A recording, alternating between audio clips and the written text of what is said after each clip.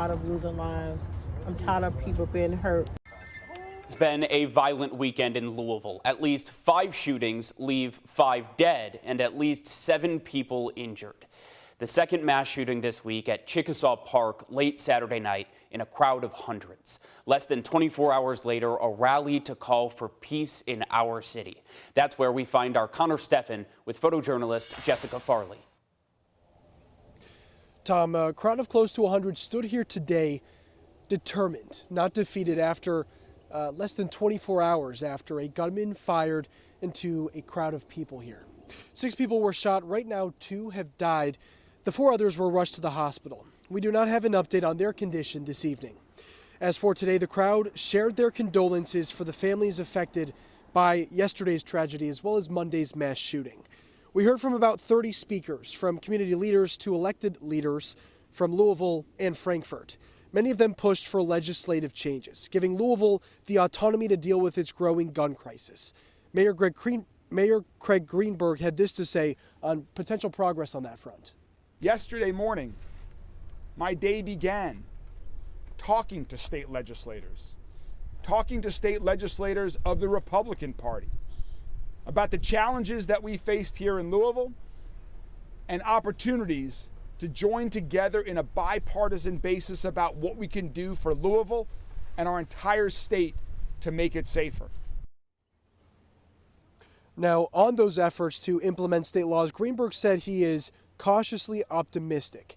As it stands under current Kentucky law, elected officials and local public agencies are barred from passing any sort of firearms-related ordinances or policies. Again, it's yet to be seen how effective or what could come of those legislative efforts. During a week when the mayor and other elected officials are calling for a moment of pause, that has now turned into a call for action. We're live here at Chickasaw Park. Connor Steffen, WHAS11 on your side. Thank you, Connor. We also heard from several other speakers at the rally, including founder of Hood to the Holler, Charles Booker. Booker, who's also the director of Kentucky's Office of Faith-Based Initiatives and Community Involvement, pushed for legislative action.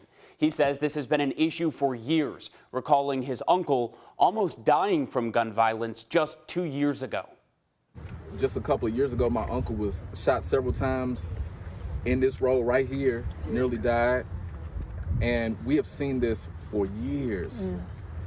And so a lot of the solutions that have been discussed so far are critically important. The work we got to do on the ground, in our community, to take leadership and ownership ourselves.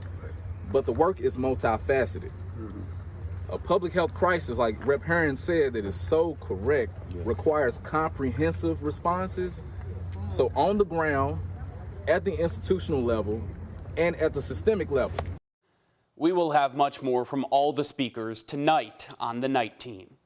LMPD is still investigating 4 more shootings around the metro this weekend. The most recent happening early this afternoon in the Shelby Park neighborhood. It left a man fighting for his life. LMPD says they responded to the shooting at about 1 p.m. on South Selby Street near East Kentucky Street. When they arrived, they found a man with multiple gunshot wounds. He was alert, conscious, and talking while he was transported to the hospital, but officials say his injuries are life-threatening. Also, late last night, a teenager was shot while riding his bike in the Portland neighborhood. Officers responded around 11:15 last night to Griffiths Avenue near North 22nd Street.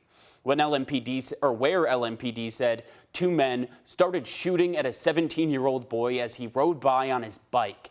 They shot him multiple times. We're told he was conscious as well while being taken to the hospital, and that 17-year-old is expected to survive.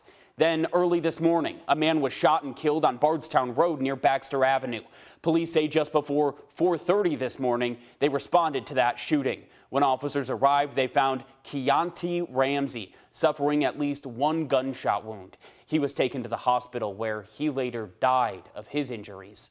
If you have information on any of these shootings, including the mass shooting at Chickasaw Park last night, you're encouraged to call the anonymous tip line. That's 574-LMPD. And across the metro this morning, thousands gathered at churches as pastors delivered their Sunday sermons, many hitting a different tone after the violence of this week. Pastors pleading with their congregations for change. Oh God, many hearts are broken today, and there are many who are grieving from the loss of loved ones from this senseless tragedy this week. And we had yet another one last night, oh God. One of my friend's sons who got killed last night. This world needs Jesus. Martin Luther King said we must get rid of violence, or violence will get rid of us. Well, Sunday is Easter, and then less than 24 hours later, I get a text waking me up Monday morning from a police officer asking for immediate and urgent prayer. And if you're at all worried today, because I've mentioned Monday that I'm going to engage in a speech about the Second Amendment today, or engage in a lot of politics, I'm not standing before you to do that.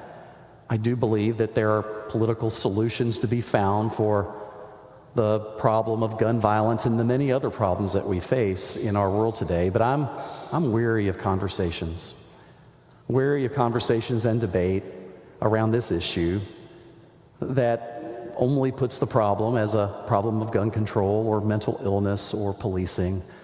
I think I want to say yes to all of that. This isn't only a thing that we look for a political solution to. What we saw Monday for the 146th time this year, to a spiritual crisis and a theological crisis that we have in our world today that points to how we are caring, and in some cases not caring to and for those around us. And this has been a long and emotional and hard week for all of us. If you or someone you know is struggling, please reach out for help. We have a list of resources on our website, or you can call or text 988 for immediate help at any time. Again, 988. And we now know the name of one of the two people killed in a triple shooting early Saturday morning. Police responded to the shooting on East Burnett Street near Brook Street just before 4:30 Saturday morning. When officers arrived, they found Jamal Malone and another man and a woman who had been shot. Malone was pronounced dead on the scene, while the others were transported to a hospital where that man later died.